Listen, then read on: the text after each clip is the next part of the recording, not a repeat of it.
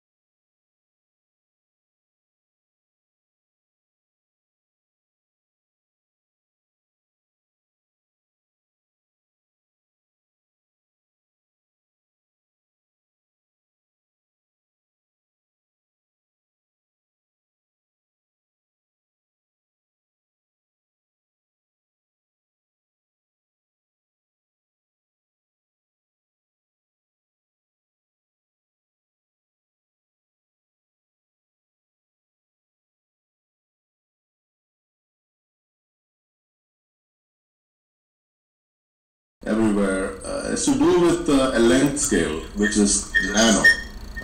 Nano, unlike other major technologies like biotechnology or information technology, is based on a length scale.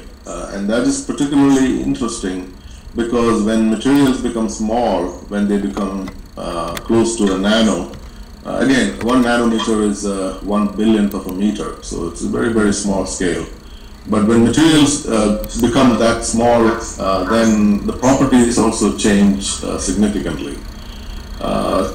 So there's a lot of interest in studying materials at that scale because one needs to understand the physics, the physical properties that is happening when materials are reduced to that dimension. On the other hand, nano is also very interesting because now the devices that you use, for example, in your computer, in many other applications, have also the dimension close to this nanoscale. So there is a strong interest in engineering materials at that scale so that we can build the next generation of technologies. So that's a broad perspective. There is a strong interest in miniaturization, bringing materials down to the nanoscale. On the other hand, there is a strong interest in understanding how materials behave at the nanoscale. So these two, when put together, essentially makes this whole field of nanoscience and nanoengineering or nanotechnology. Now, my career started by looking at extremely small particles or nanoparticles of metal and how the structure would change as you put them on a substrate or you take them out of a substrate. Because even the simple thing like a structure changes as you go from bulk material to scales. Now, with that background, and I was also doing a lot of studies using electron microscopy, which is a tool that allows you to see atoms, columns of atoms, small particles. So my expertise during my PhD was on nanoparticles. And after my PhD, I decided to go to NEC in Japan, as I mentioned. And I was fortunate enough to be in a place where a major discovery took place in the early 1990s. In fact, the first finding of carbon nanotubes, which a lot of people know about, was done at NEC Corporation in the 1990s. And I went to NEC in 1989.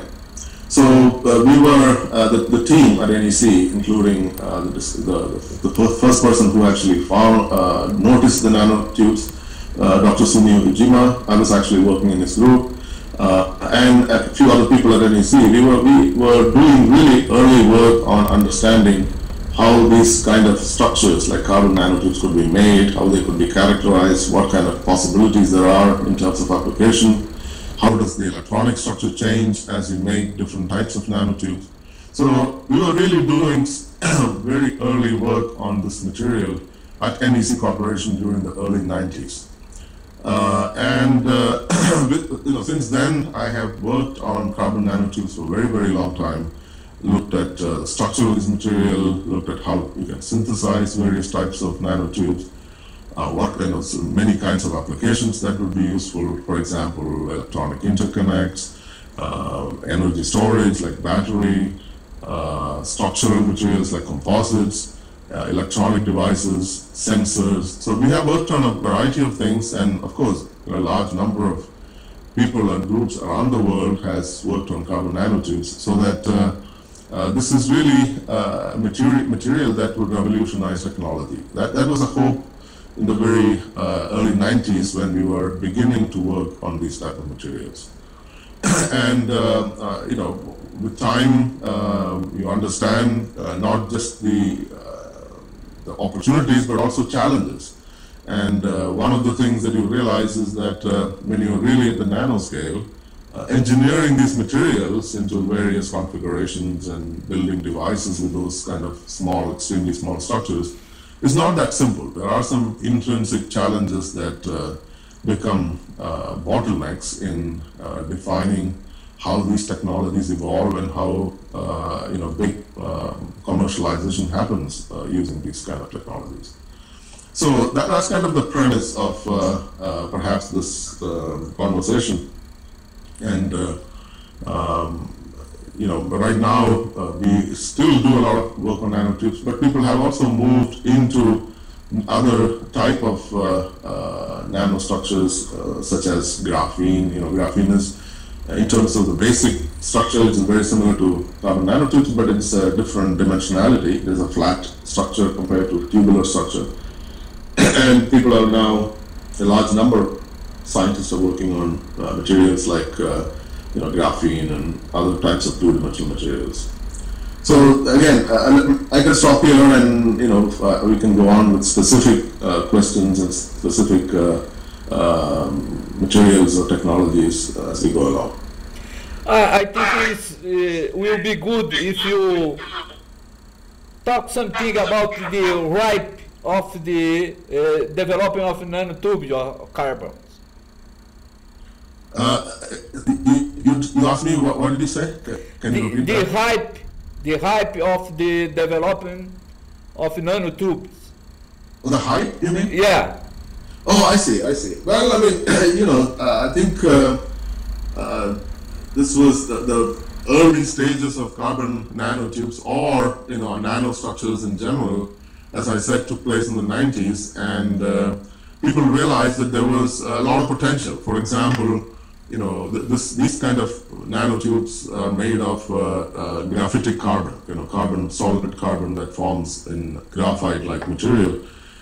So the structure of carbon nanotube reflected the basic structure of carbon fundamental. So after these materials were created, people realized that there is a lot of potential in terms of electronic properties. So one of the early suggestions was that one could really tweak the structure of carbon nanotubes and make it into a metallic structure or semiconductor structure. It really depends on the structure of the material itself, of this nanotube itself, that would give you a semiconductor property or a metallic property. So there was a lot of excitement in the community, because suddenly one realized that by simply changing the structure of these nanotubular material a little bit, you can create all kinds of amazing properties like quantum mechanically driven transport in these materials, which gives you a metallic behavior. So very highly conducting material. But also you could make a semiconductor material that could be part of a device in a semiconductor device. So this was kind of the beginning of that hype that you mentioned. Suddenly people realized that, oh my God, I mean, by simply changing the structure a little bit, I can actually change the fundamental properties of this material. So that made people think, and there was a lot of thinking. Of course, this field is full with imagination. A lot of smart people in physics and chemistry, they started working on these nanomaterials, and they realized that there is a huge potential that's never been seen before. So obviously, most of things initially was related to the fundamental physics or the fundamental science in these materials, but basically, people started to extrapolate these wonderful properties in these materials into some real life applications. So, there were many such possibilities. People thought that maybe because of this nice semiconducting behavior of materials, you could create devices that would one day replace silicon. Of course, the semiconductor industry is interested in looking at new materials that would ultimately replace, materials like silicon. So there was, again, the roadmap that people used to look at for electronic devices or semiconductor devices changed because of this new emerging nanomaterials that came into picture. So that was only one part of the story. Of course, the electronic industry is always a driver to get new materials and to miniaturize and so on. So they were fascinated by this material. So there was a lot of talk about possibilities that nanotubes could do in terms of replacing the electronic materials. On the other hand, there was also many other applications that people thought that materials like nanotubes could do. For example, people thought nanotubes are the ultimate carbon fiber that you can ever make, in terms of strength. Of course, when people measured the local strength of something like nanotube, they found very high values.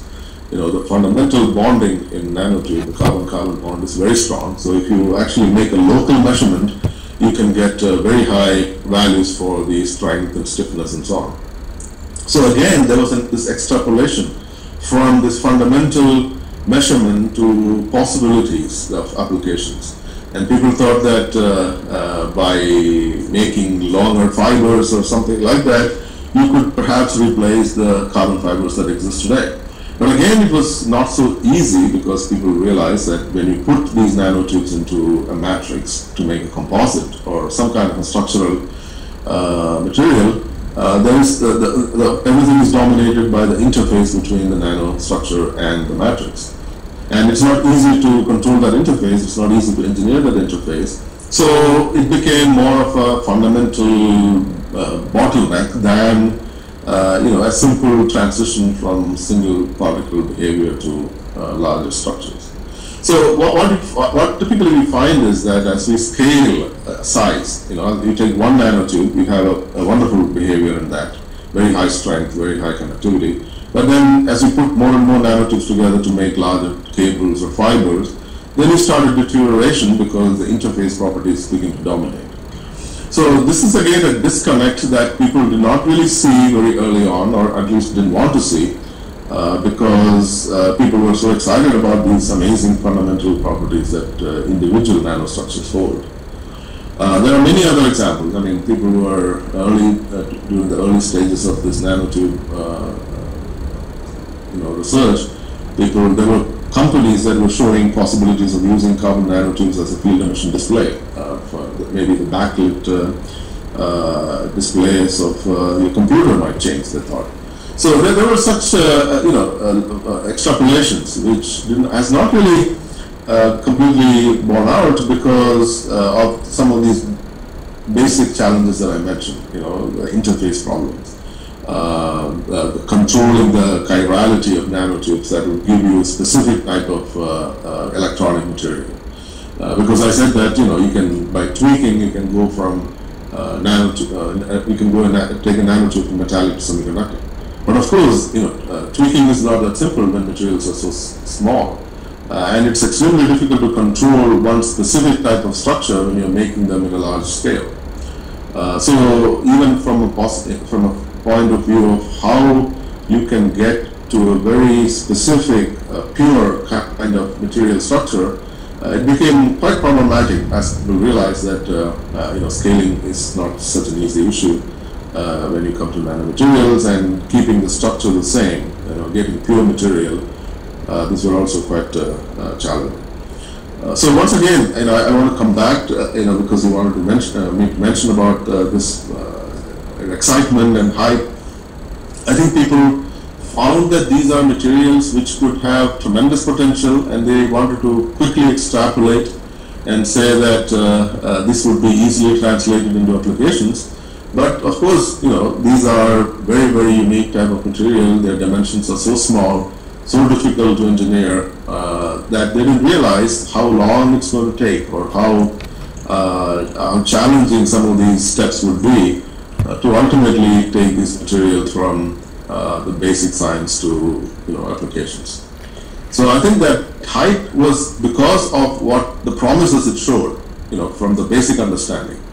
But the hype was kind of difficult to absorb because of these practical challenges that I mentioned in many areas, not just in electronics, but it could be structural, it could be chemical, it could be catalytic. I mean, whatever those applications people were suggesting, they ran into these fundamental building blocks when they were trying to engineer these materials into nanotechnology elements. In your opinion, what is the reason to the buyer company close the plant of the nanotubes? The company, you want me to talk about how the companies could adopt this material? No. Why the company buyer, German company buyer, close the plant of the nanotubes? I see. So again, I think there were, as I said, quite a lot of promises, and people thought that this would be a raw material that would become a viable opportunity for business. In fact, in the 90s, towards the late 90s, there were many companies that were making nanotubes, and they were suggesting that they could easily scale up nanotubes. And both the multi-wall nanotubes as well as the single-wall nanotubes. There were many startup companies, people were making certain types of furnaces that would create reasonably good material. People started to sell this in the open market. People could actually buy what they called nanotubes, although the material was never really that pure.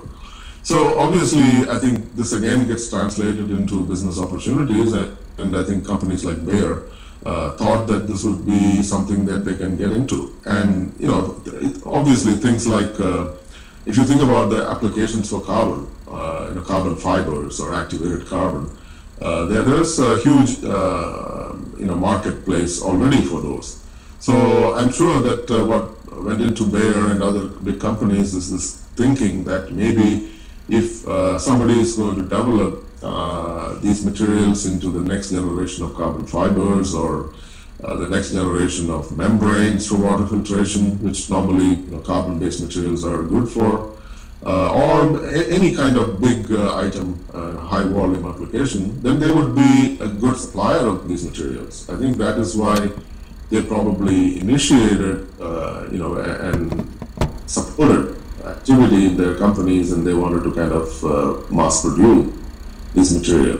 But of course, there is always this cost factor, and many of these high volume application depends on how expensive these materials are, and it was never so clear that, or at least it was never demonstrated over the 10-20 years since the discovery of nanotubes, that you could make it in a cost-effective manner to be applied or to replace simple thing like activated carbon or carbon fibers. So I think at some point, there was this question about how feasible some of these technologies, especially the high volume technologies, are, at least in the near term, maybe the next 5 years or 10 years.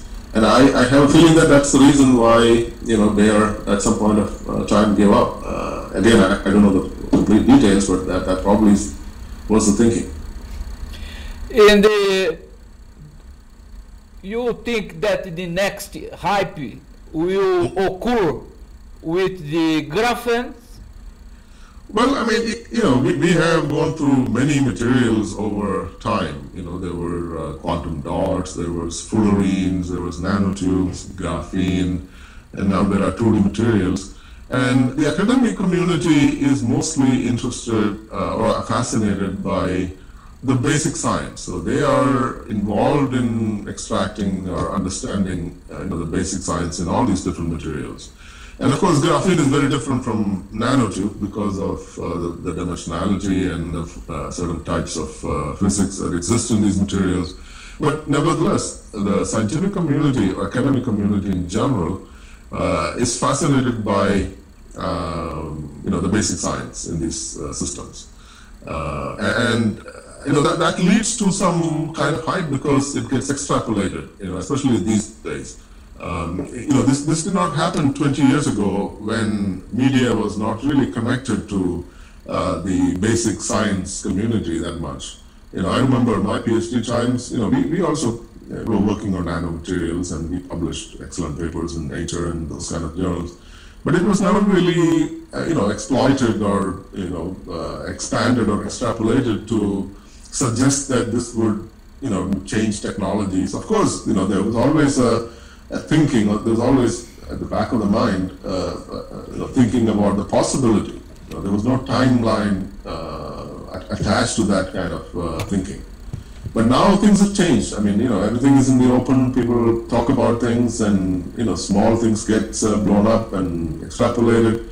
So I think this amazing possibility that these materials presented was a fertile ground for people to kind of go to the next level, extrapolate, and say that they might revolutionize certain types of technologies. I think the graphene is almost exactly the same story. It came up with a bang, and of course, they also were early Nobel prizes in physics. So huge amount of publicity for this material. They are wonderful material. They have lots of potential scientifically, but again, the question is, what are the specific applications that these materials would be useful for, and how will it compete with existing technologies, and how cost-effective these technologies would be if you are going to replace what is existing. So I think there are multiple factors when it comes to real success in commercial space. Of course, there would be some value-added applications that these type of materials would have. I mean, for example, if you take carbon nanotubes, there are large number of units of displays that are made, touchscreen displays that are made in China using the nanotubes. Graphene, almost the same story. They're developing these type of touchscreen displays, and they're actually made into low-end cell phones and applications like that. For example, carbon nanotubes are used in some polymer compositors dispersions to increase the electrostatic discharge issues. Some people are now thinking about membranes and so on with nanotubes for water treatment and so on. So I think there are many value-added applications already come out of these type of materials like nanotubes. But what is missing, and what the hype was really, was this revolutionary kind of technologies. I think people were suggesting maybe you'll replace silicon, or maybe copper as an interconnect, or copper cables as wires. So those were really the high, the real imaginary kind of long-term possibilities. But somehow, when this was kind of translated into the common, media and industrial environment, it looked like this would happen in a much shorter time scale compared to what would be more realistic. So again, I mean, we have seen many materials come and go, and fullerenes, fullerenes were actually discovered at Rice, and initially there were a lot of promises. A lot of people thought that these would be wonderful material for all kinds of things. They even showed superconductivity. I mean, so many things were there, but then it did not really work out because of stability issues, cost issues, and so on.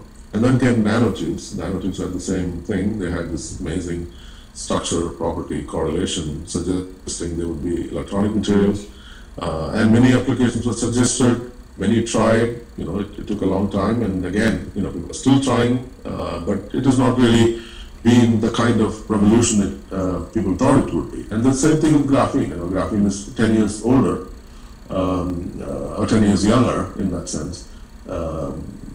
And they also showed promise, and people were suggesting all kinds of applications very similar to nanotubes, very, very similar.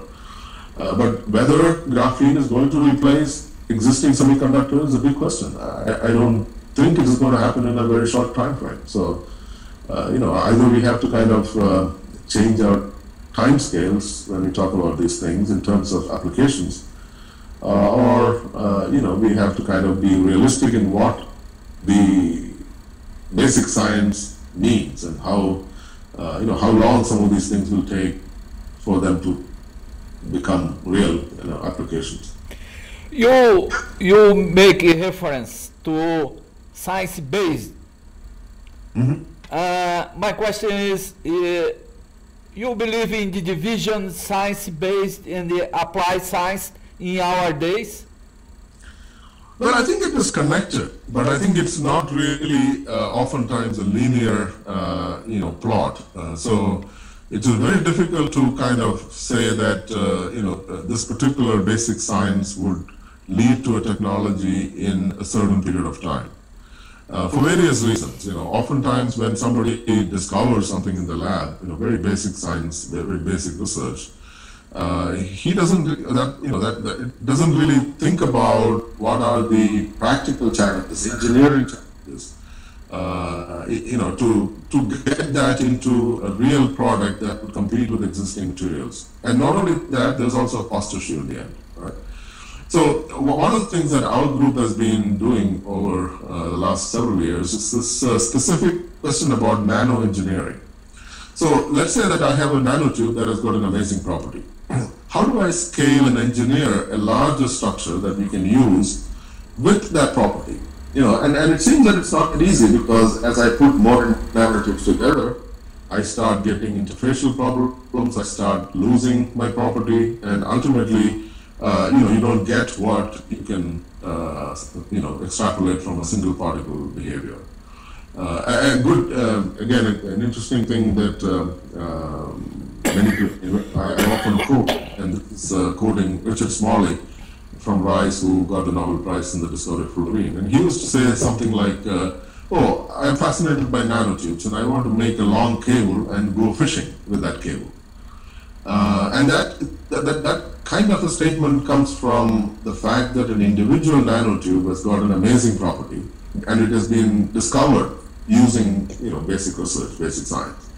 But when you start putting large number of nanotubes together and make a large cable, it's pretty useless, because everything is dominated by this interfacial properties, and we haven't really learned how to engineer this into a scalable structure. So I think that is the disconnect that I was talking about, and I don't think there is separation in that, in what you were specifically asking. There is no complete separation between basic science and technology, because many of the technologies that you see today are the fruits of basic science that we did maybe 30, 40 years ago. Right? I mean, quantum mechanics, that had a huge influence in everything that we see today, electronics and everything else. So I think fundamental science, basic science will have its impact, but the time scale in which that impact happens is very, very difficult to tell. And it depends on material systems, it depends on technologies we are looking at. So that is the disconnect that I was talking about. Of course, without basic science and innovation, there is not going to, the technologies will not be changing in a revolutionary fashion. And this has happened many types of many materials, many technologies. You make a reference to Richard Smiler. I think you're breaking up. I couldn't hear you very well. Yes, you make reference to Dr. Richard Smiler. Okay, and say that name again. Sorry, I didn't hear you. Your colleague from Rice University. Smalley, right? Yeah. Yes, Smalley. Yeah. Yeah. So he had on debate with Drexler, Eric Drexler, about the nano fabrication. What is your opinion about this debate and the nano fabrication? Well, I think it's not nanofabrication per se, because nanofabrication the industry is already using. You know, today the electronic industry uses even less than 10 nanometer fabrication, fabricated devices. So I think that the debate between Drexler and Smalley had to do with how autonomous these kind of structures could be made, right? How intelligent these kind of materials could be made. And I think that's where they differed. Drexler was of opinion that you could kind of embed a lot of intelligence into such small space and create nano objects that would be, doing a lot of functions autonomously. He talks about all these nanobots and structures that would kind of move around and functionally do something as that goes along, like a medical device or something like that. But I think Smalley didn't really want to push this that far and say that it is within the feasible time scale that you can start seeing such autonomous structures made from nano materials and nanotechnology. But I think Smalley was a very strong believer in nanotechnology, partly because he believed that of course he also believed that we have to learn the basic rules of the game. But if you learn the basic rules of the game, then it has a much higher power than existing materials, because you have more flexibility in creating structures, you have more power of manipulation of properties. So whether it is Feynman or whether it is Smalley, they believed in the ultimate manipulation of materials with the atomic scale, because that would give you unprecedented complexity and flexibility in what kind of materials you can create. And about the promise, in general or specifically in nanotechnology, why is the motivation the scientists put so much promise of the development of science or the development of nanotechnology? Well, I think this, our society has benefited enormously from scientific discoveries. Let me start from the very basic stuff.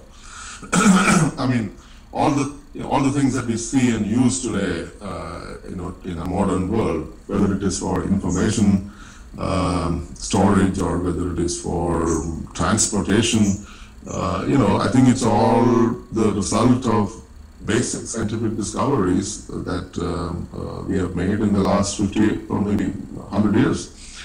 And, of course, depending on which time that you live, you have amazing things happening in certain areas. For example, now all the biological and biomedical technologies are just incredibly, moving at an incredible fast rate. But several years ago, it was the semiconductor industry, which really mastered the way the devices could be packed, and you probably know the Moore's law and all that stuff. Everything was expanding so fast, miniaturizing things. So I think our world, basically the way we live today, it would be almost impossible without these innovations, without these discoveries that has happened in science over the last 50 years or so. And I think the future, again, if you think about, in terms of materials, I work in materials, and if I look at what is the next big thing in materials, I think the next big thing in materials is our ability to manipulate, every atom or every small piece of that material into large number of possibilities, configurations, and structures, morphologies, so that they provide you with much more sophisticated, much more complex type of materials. Whether it is carbon-based materials or whether it is metal-based materials, I think if you can manipulate things from a bottom up and build very precise interfaces and structures, then we will be able to build much more efficient, much more optimized, energy efficient, maybe technologies for the future. And I think nano materials will serve as a fundamental building block in creating these next generation of engineered materials with a wide range of fascinating properties. So I know, again, it's difficult to kind of put time scale on any of these things. It's evolutionary things that we are talking about, and in very few cases revolutionary, right? I mean, that's difficult to distinguish as well, depending on what the basic science discovery is. But bottom line again is that we are, science and technology are cumulative efforts. You build on what is already existing, you improve on things, and if you kind of extrapolate and look at the future and ask yourself, what are the major things that are going to happen to our lives based on new technologies, I think nano will be one of the components, one of the enabling things that will play very well into many technologies. We have a large number of challenges in this world, all the way from food and environment and energy and all that things, and we need that technologies for sure. If you simply look at the existing gadgets and so on, we are continuously improving on those. And cell phones are getting more interesting, more smaller but more efficient. And in order to do all these things, I think the innovations have to be there in basic science, but also in the engineering part of things. I think I mentioned many times that having a great material is not enough to actually create a new technology. There are many other things that goes between that basic discovery that happens in your lab and the final product that happens in an industry. And it will depend on many of these different other variables, whether this idea will ultimately find its way into technology. But that's, we constantly do this. We discover, innovate, and then commercialize, and this is a process that has been there for a long time. And some of them will happen quickly, some of them will take longer time, some of them will be much more impacting than others. But without that basic science, basic research, I think none of this is going to happen. I will put my opinion. Okay, sure. And you can comment. I think the relationship between the promise and the development of nanotechnology is because the scientists in general need to legitimate the science. And how to legitimate is to showing for the society that in general pay the research, that the promise, what you will have in near future, your life will be more good than now. So it is justified to put more money in the research. Yeah, and I totally agree with you that utility should be the ultimate driver for many of the things that we do. But I think it's not that simple, because many times discoveries happen serendipitously, and those are the discoveries that have much higher impact compared to the linear progression of things. So somebody suddenly discovers, let's say, room temperature superconductivity, right? I mean, that would revolutionize a lot of the technologies we have today. But obviously people have been looking at some things like that for a long time, but it's not so easy. Somebody has to suddenly come up with some crazy idea, and that is probably what is going to change the world in a much more dramatic fashion than many of the other things.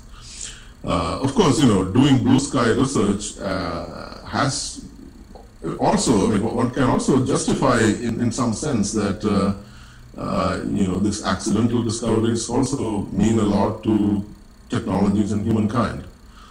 So there has to be a balance, I'm a strong proponent that academics should be given some level of freedom to do or to, explore their, intellectual ideas, and maybe not, I think there has to be some level of proportion in terms of how much of the taxpayers' money is being used for ideas that would, with smaller risk that would go into the future technologies and better their lives.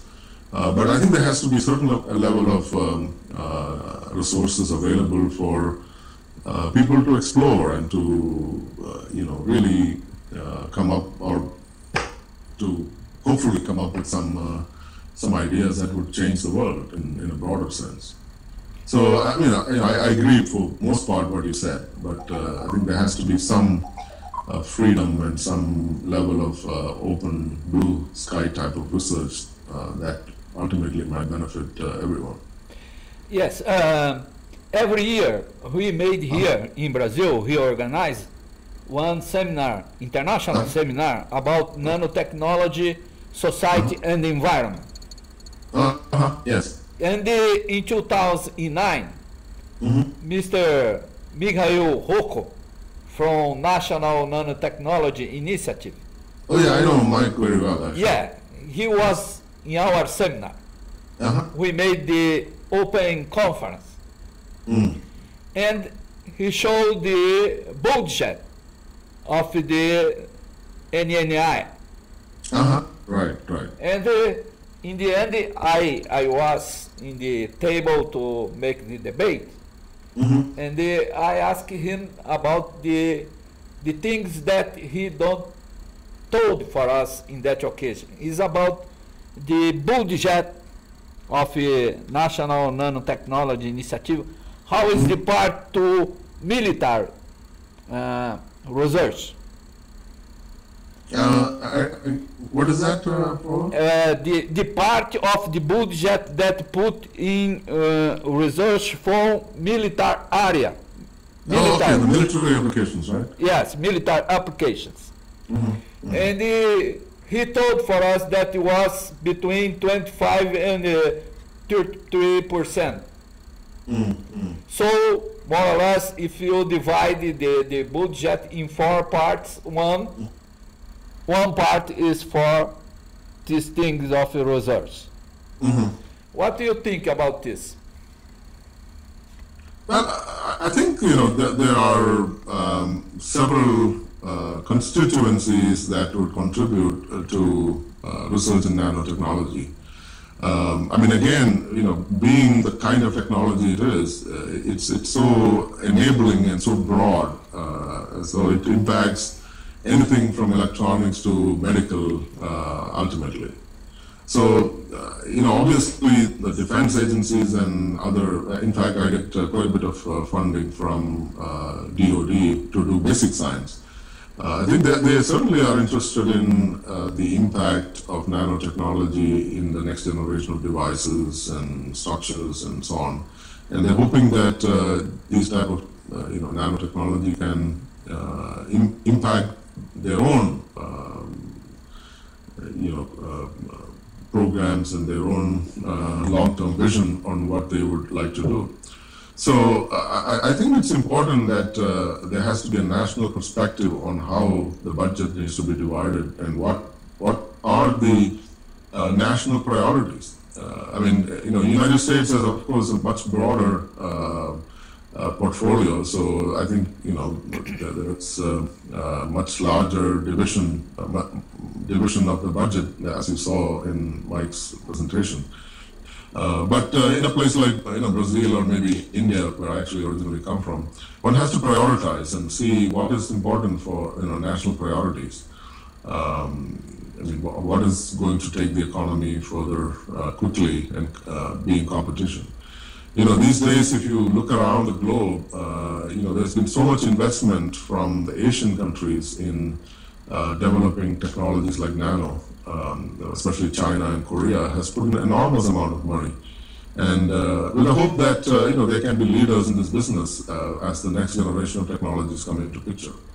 And the question is, in this changing world where the investments have now become kind of at par with the Western countries for Asia, what's the world going to look like in the future? Who's going to be dominating in terms of technology? Because obviously they have put in much more resources in recent times. So I think it's an interesting time, changing world. Priorities have to be understood. You mentioned something like environment. Environment is also important. As we build our next generation of technologies, one has to be cognizant about how this is going to impact our environment. So I think there has to be some kind of a concerted discussion and debate on how we can move forward. We cannot ignore these type of technologies. That would be missing the boat, because these would certainly impact the next generation of devices. These are enabling technologies. This will be part of the technologies of the future for sure. And so I think at the same time, depending on what resources are available, we have to prioritize. This is what we do at a smaller scale, as well as it should happen at the government scale as well. Yes, I think this discussion is very important about the priorities. Yep. Where you put the public money to make more knowledge in environment and health, or new process for new products.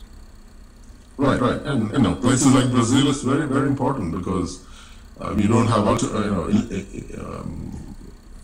any amount of resource. You have limited resources for research, and you have to put that in the right place. Yeah, this is one. In the Brazilian case, we have that because here the research is only with public money. The company doesn't put money to make research, only with the public money. And here our reality is you have money to new knowledge in new process for new products. Yeah. Not for the impacts. The division is more or less 1% of the impacts in 9.9% for the new processes and products. So it's this is our debate with the people that decide about the development of nanotechnology in Brazil. Yeah, I do have several collaborations with universities in Brazil, and I think I get many Brazilian students. In fact, Rice University has a very strong interest in developing student interactions and so on with Brazil. Yeah. So it's a wonderful talented research community, and I think with the right kind of priorities set, I think Brazil should do excellent. So you know Brazil, you came here. I've been 4 times. I have been to Brazil for conferences and collaborations. Oh, very good. The next opportunity that you came to Brazil, maybe you give me the interview here. Oh yeah, sure. I can certainly come. You're in Sao Paulo, right? Yeah, São Paulo. Yeah, so my collaborator is in UFMG in Marcos Pimenta? Marcos I know, but also Glora Silva. Okay. In Belo Horizonte. Yeah, certainly I will let you know. Actually, I mentioned I have another conference call in about 3-4 minutes. So maybe we can wrap up if there is any final questions that you want to ask me. Very good. I know you have a call in near minutes, so thank you so much for your contribution for our program. It was a pleasure talking to you, and I think some of these things we discussed, they are so relevant.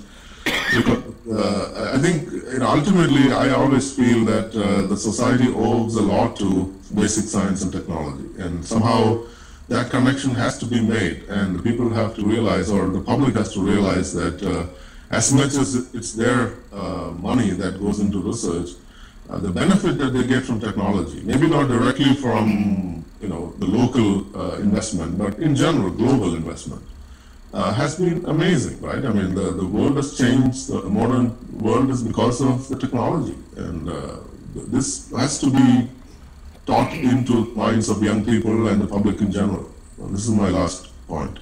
Okay. Thanks so much for your contribution, and I hope I can see you in São Paulo. Certainly, Paulo. Thank you so much. It was a wonderful conversation. Okay, bye-bye. Bye. Yeah.